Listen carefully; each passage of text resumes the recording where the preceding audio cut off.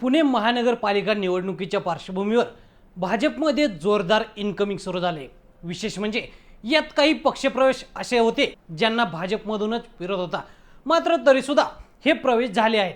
ज्यांना विरोध होता त्यापैकी महत्त्वाचं नाव म्हणजे खडकवासला विधानसभा मतदारसंघातून दोनदा निवडणूक लढवणारे आणि शरद पवारांचे विश्वासू समजले जाणारे सचिन दोडके। सचिन दोडके हे सुप्रिया सुळे आणि शरद पवार यांचे अत्यंत विश्वासू शिलेदार समजले जायचे। त्यामुळेच त्यांना खडकवासला विधानसभा मतदारसंघातून भाजप आमदार भीमराव तापकीर यांच्या विरोधात दोनदा उमेदवारी सुद्धा दिली होती। मात्र पवारांचा हात शिलेदार आपल्या गळाला लावण्यासाठी थेट केंद्रीय राज्यमंत्री मुरलीधर मोहोळ यांनीच डाव टाकला होता।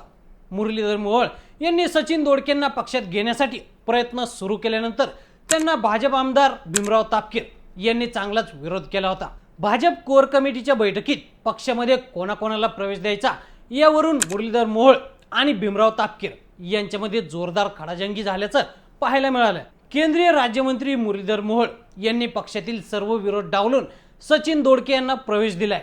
मुंबईमध्ये सचिन दोडके यांनी भाजपमध्ये प्रवेश केलाय।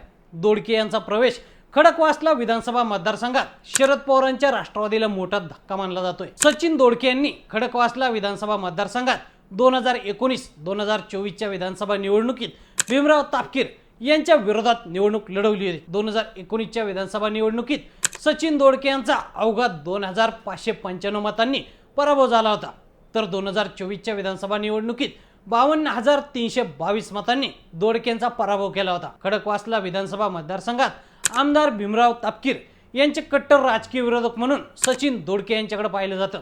त्यामुळं आता कधी काळी पवारांचे विश्वासू असणाऱ्या सचिन दोडकेंमुळे भाजपमध्ये अंतर्गत वाद होणार का, हे पाहणं महत्त्वाचं ठरणार आहे।